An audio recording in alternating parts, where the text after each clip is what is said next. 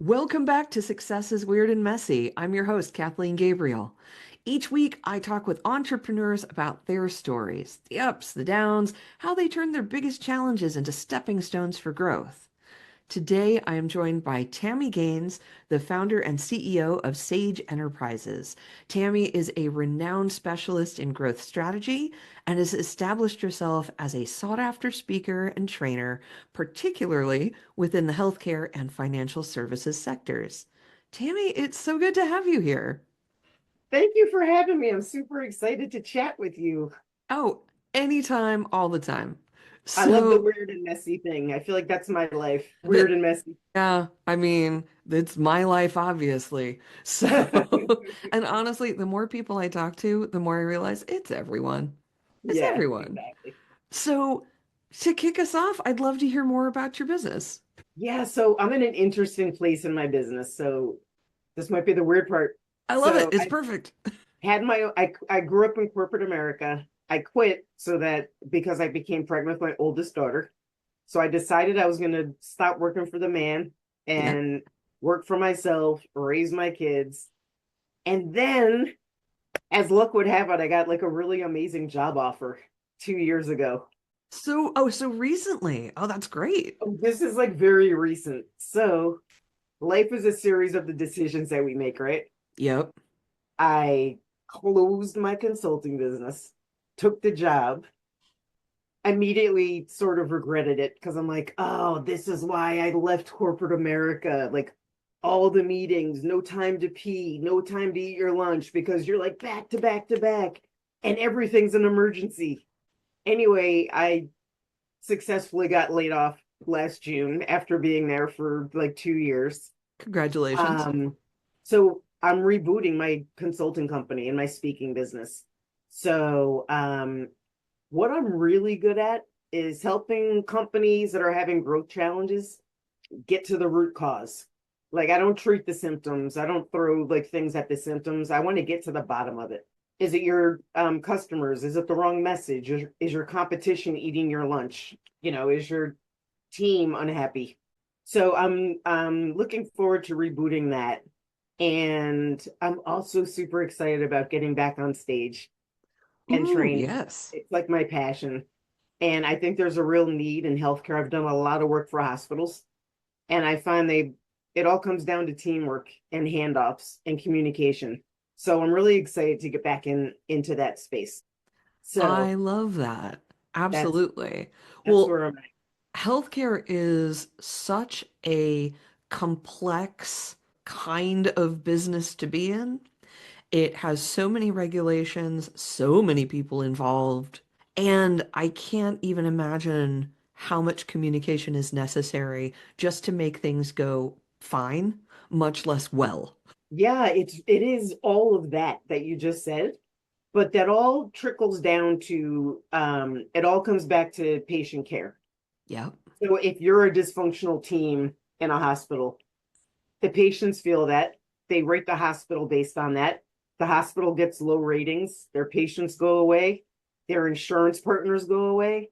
It has a direct bottom line impact Yeah. if you don't have like great teamwork in healthcare. I think more than anything, those kind of service organizations, that vicious spiral becomes ever more vicious. Yes. Because you're absolutely right. That is one of those things. People talk about the healthcare they get. Yes, absolutely. Um, yeah, because I mean, we've all gone through it. The healthcare system in the United States is not ideal, I think we can say. Yes. Uh, and any way that you can improve that so that the people receiving care can feel more seen, get better treatment, that's just a win for everybody.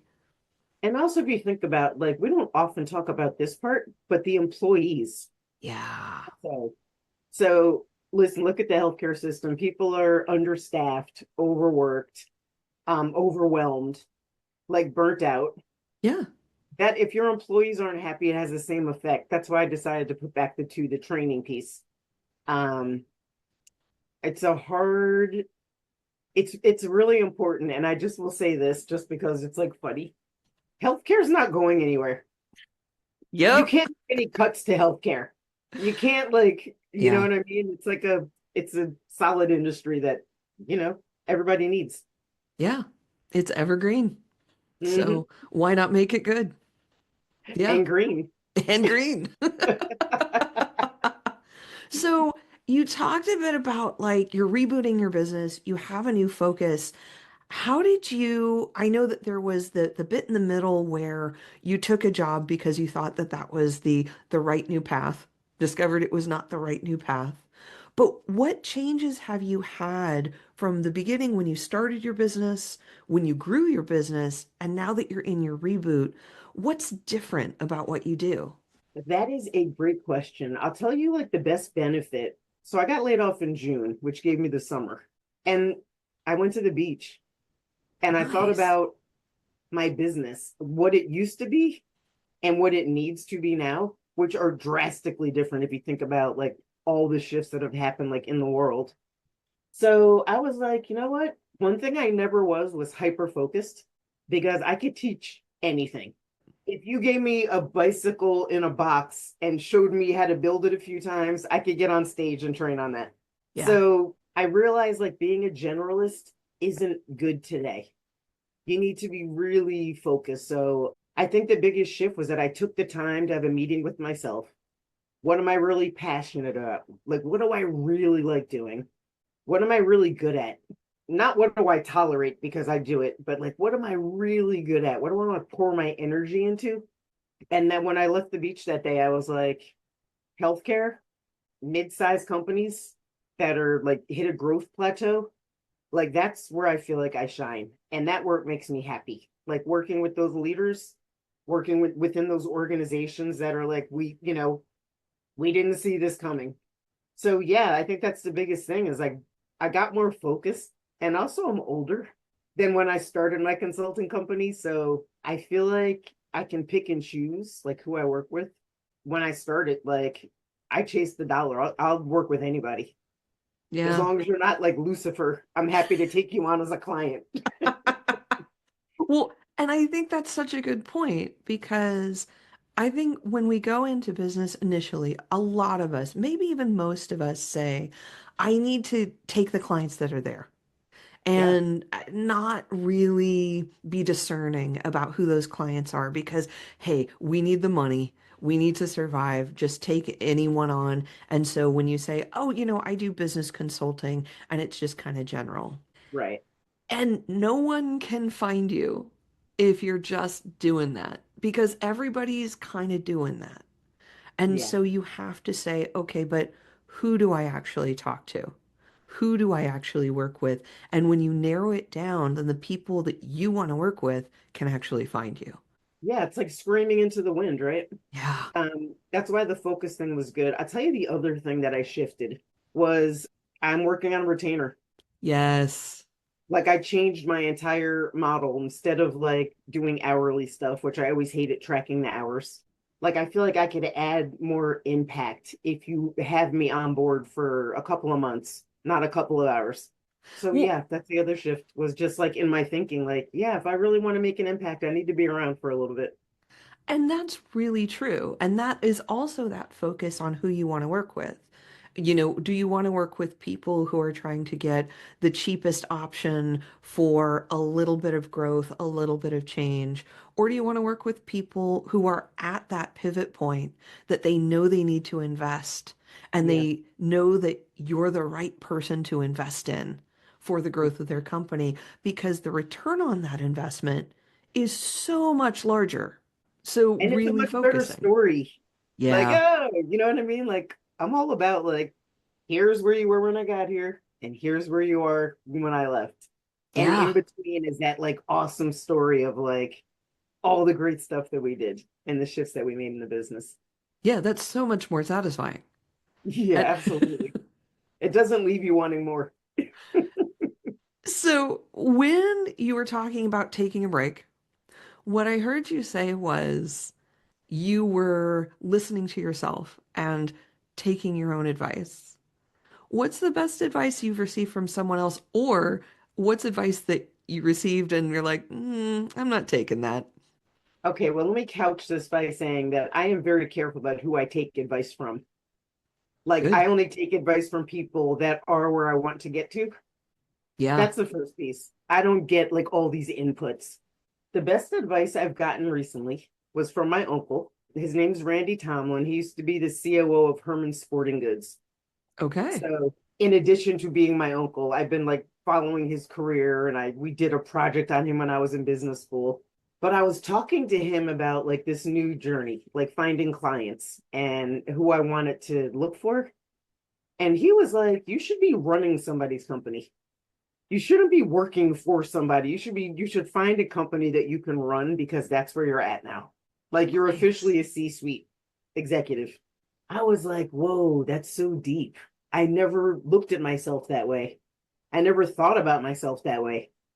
So for him to say that, I was like, "Whoa, that was like a I had to go sit on the deck for a minute. Like, yeah, maybe I should run somebody's company, except I'm all about like ownership. Like I'd need, you know what I mean? I'm not gonna go run somebody's company to grow their business and not grow Yeah. mine." Yeah. That was the best advice I've given. I mean I've gotten, I'll tell you the worst advice was, remember what I said, I want to take advice from people who are where I want to get to. Mm-hmm. So I got laid off with a bunch of other people. And one of those people were like, "Hey, we should have like a resume workshop. Let's figure out like the next job. Let's practice interviewing. It'll be really good for you." And I was like, Hmm. "I'm gonna say that's a hard no Yeah. because I'm not getting another job. So if that's the fish, if that's the pond you want to swim in, I think that's great. I'm happy to like bounce ideas, but no, I'm not putting my effort toward that." Yeah, and I think that's good to have clarity in that moment because honestly, other people in that position might have jumped at the chance to say, "Yes, what I want is the next job. I don't want to run my own business. I want to be an employee." And lots of people do. And good thing, because then none of us would have businesses if people didn't want to work for businesses. We need the people working. Yes. But you're absolutely right. It's not that it was inherently bad advice or a Yeah, bad idea, but it was absolutely opposite of what you were trying to accomplish. yeah. So why on earth would you do it?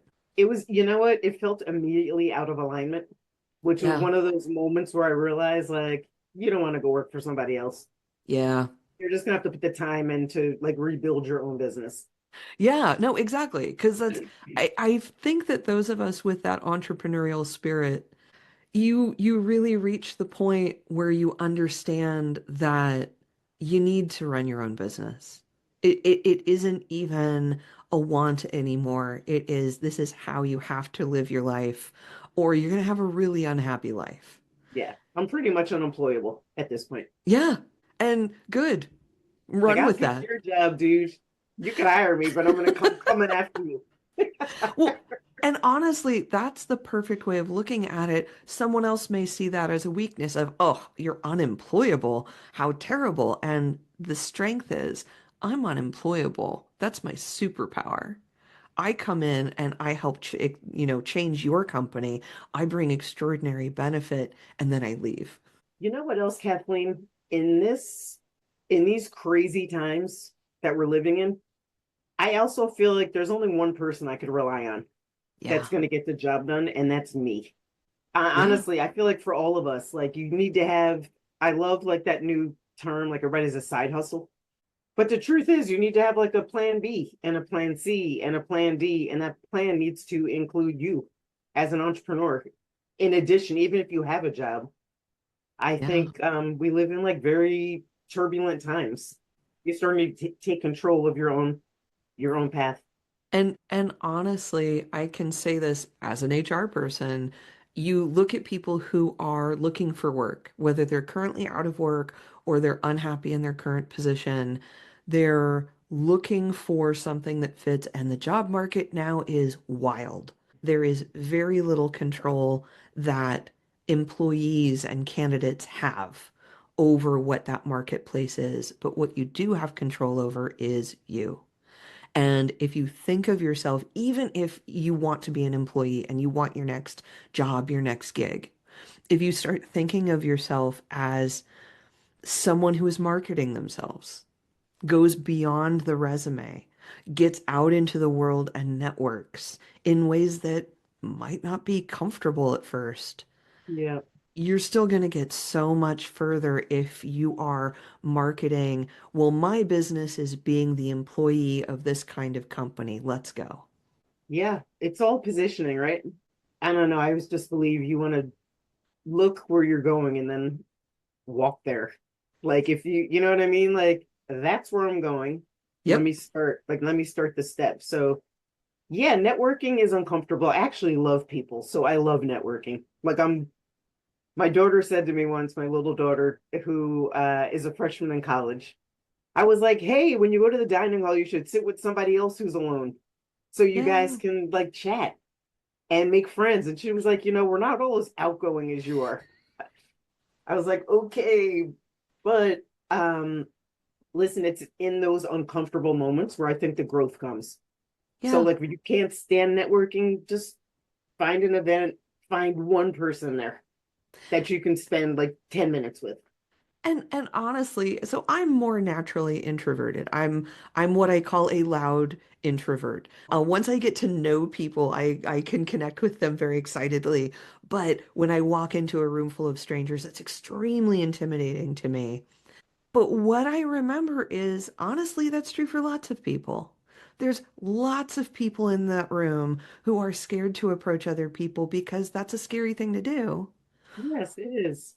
But if you just remember that and you put on a character of, oh, well, I'm a person today that approaches other people and makes sure that they're comfortable. And if you go in Right. with that attitude, so many people will be so grateful that you're just talking to them and now they're not the awkward one. Yeah, no, I think that's such a great point, and I can't believe you're introverted, but we'll talk about that at another I time. know, right? Um, I believe that people are inherently kind and good, Yeah. and if they can help you, they will. So Yes. that's when I go to these events.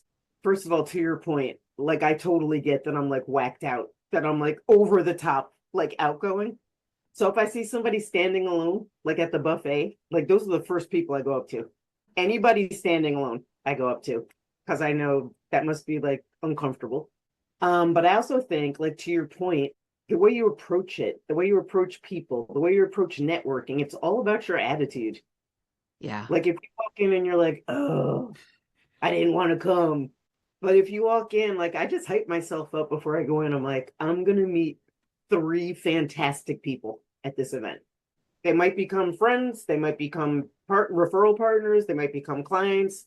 I'm detached from the outcome. I just want to like go meet some new people. Yeah.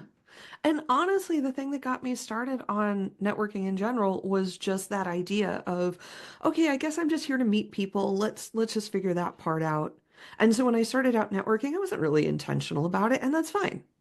I met some incredible people who introduced me to more incredible people, and now I'm like 20 layers deep in incredible people who have introduced me, and I'm able to introduce them now. So now I feel useful, and so I don't feel like I'm taking from people. I'm able to give to them, and all of that means that I now have a community where I didn't before. Yeah, And we are all stronger when we have a community. And that means, yes, business growth. And it also just means if I have questions, if I have thoughts, if I have any kind of like whatever need, if I need a handyman, I know that I can reach out to my community and say, hey, do you know someone reliable? And they'll get back to me. I think And that's a great point. That's a yeah, great point. And then our job really is to keep in touch with our community, yeah, which is, I'm working on that. I'm working on my yeah, follow up, but like keeping in touch with the community, I think also gives you, some energy. yeah. Oh, absolutely. Oh, the days where I actually get to talk to these cool people and have my networking days, I am always more jazzed. I am always more up because, yeah, I absolutely draw energy from other people who are excited about what they're doing. And honestly, if I meet more of those people, there's more people who are going to be excited about what I'm doing. Absolutely. Yeah. And you will meet more. It's not if, it's when. Yeah, exactly. So no, I love that that's what you're doing. And I love that you're refocusing on business growth because that talk about an evergreen topic. Yes, healthcare is an evergreen service, but business growth, I mean, you grow or you die. So, Yeah, you exactly. know, Exactly. when you hit those plateaus, when you hit those ceilings, what are like misconceptions that business owners have about hitting that ceiling, hitting that like, well, I guess we've had all the ideas we can and there's nowhere else to go and this is what everyone else is doing, so this is I guess the limit. Now that is a very awesome question. I think that in general, businesses don't know that they've hit the ceiling. Aha. Like they're in denial. They're like, we're losing customers or we're losing employees. You're in HR. Like, Yeah, retention is everything. If you start losing massive amounts of employees, it means you're doing something wrong. big time. They don't innovate. They don't innovate their products or they don't innovate their services so that they can keep going back to their current customers. So their current customers are taking their dollars someplace else to get like not a new shiny thing, but generally, if you chat with your customers, if you chat with your clients, they would say, like, well, we wish you offered this, this, and this. And instead of offering this, this, and this, you're like, eh, we're gonna keep offering like what we have right now. We're not gonna like go down that road. I think the biggest thing like that I've experienced in talking to clients and potential clients is just recognition that like you've hit a plateau.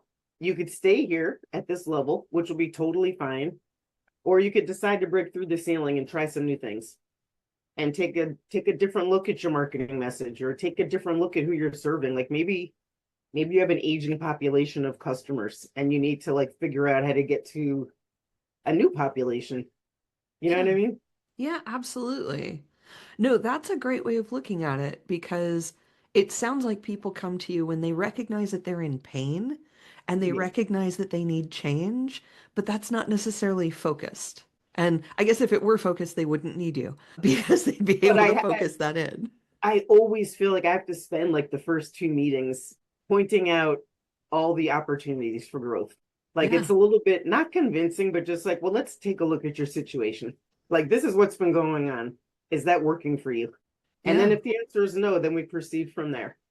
Well, how do you see business strategies for healthcare changing in the near future, or have they shifted already in the now that people need to catch up with? Within healthcare, I've been very focused on what they call high reliability organizations.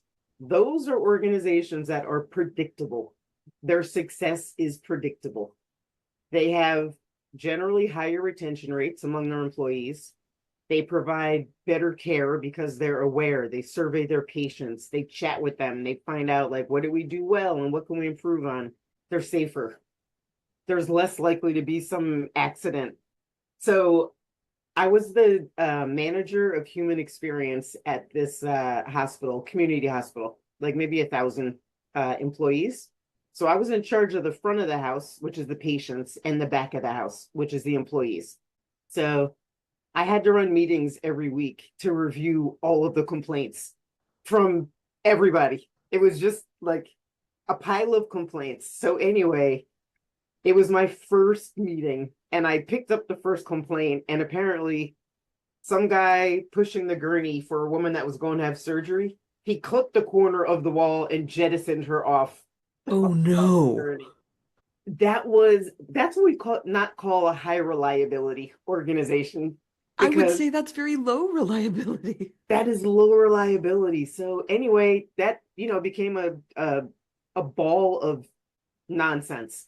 Yeah. Like the gurney guy got fired, the woman had to reschedule her surgery, and there's a million questions like why wasn't she strapped down? Yeah. How did you clip the corner that your only job is pushing gurneys? So I like my renewed focus on helping organizations, healthcare organizations become high reliability organizations, like Yeah. predictable success. And by the way, Yeah. it's little things. It's not like big things. It's just a lot of little things that need to happen for you to have predictable success. Yeah. I mean, I would say, like, if I were just looking at this from the HR perspective, I would look at what kind of training was in place and what kind of accountability was in place for that training and for outcomes. But there's all kinds of other aspects to that of really what, again, getting back to what you said earlier, what's the root cause rather than, oh, it's clearly just this one person, and if we eliminate this one person, then we're done. Not the That case. action sounds like a symptom, not a cause. Yeah, you're absolutely right. And it's Okay. easier, by the way, we can agree, like you're in HR, Yeah. it's easier to treat symptoms Oh, than it yeah, is to every deal with time. the root cause. Like I've been a change agent at different, like three different organizations where I was literally brought in for change. People don't really like change. Turns out. They like doing what they do every day. Don't bother me with this. Yeah, So I think that's another, piece of the bigger puzzle is yeah. change is hard, Yeah, and honestly, reaching that point where a lot of people have to be in a lot of pain in their organization before they're willing to say, oh, I guess change is needed, rather than, can you make this better without changing anything? which is please treat all these symptoms. Mm-hmm.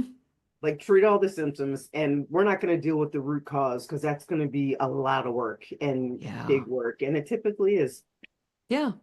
Well, that punts up very, very cleanly my final question, which is, Tammy, how do you define success?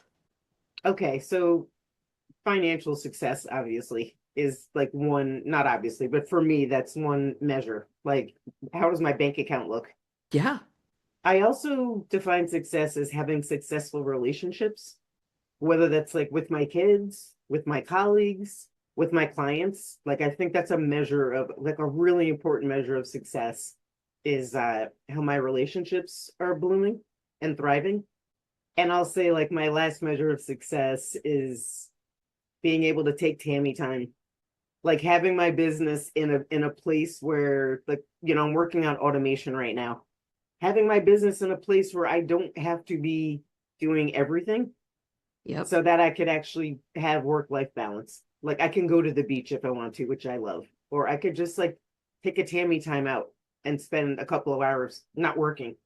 Yeah. So that's also when I get to that point that I also declare that as successful.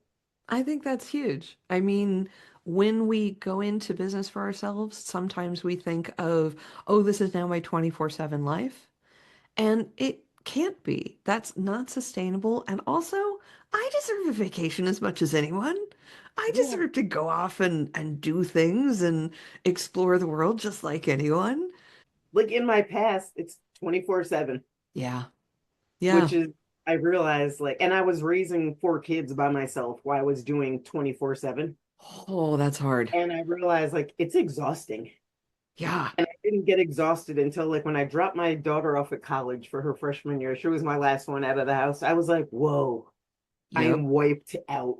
Yeah. So that's why I think it's a measure that we don't often consider, but like, man, having just like time to do whatever you want to do, I think it's important. And it also rejuvenates you to come back and be like, okay, like, let's go. I got more ideas or I have new energy like for this project.